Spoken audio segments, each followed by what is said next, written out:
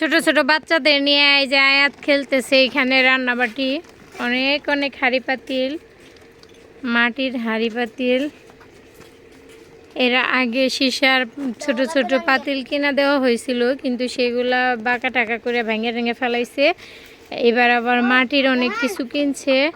আর আমাদের সময় আসলে আমরা মাটিতে গর্ত করে রান্না করলেও এখনকার বাচ্চাদের কিন্তু ছোট ছোট এই যে চৌকা বানায় দেওয়া হয়, তারা এই যে এইভাবে রান্না করে। আসলে সময়ের সাথে সাথে সব কিছুই ডিজিটাল হয়ে গেছে। এই ছোট ছোট বাচ্চারাই তার খেলার সাথী। এমনি সামনে আয়, আও এই যে সামনে আপুর কাছে। এই যে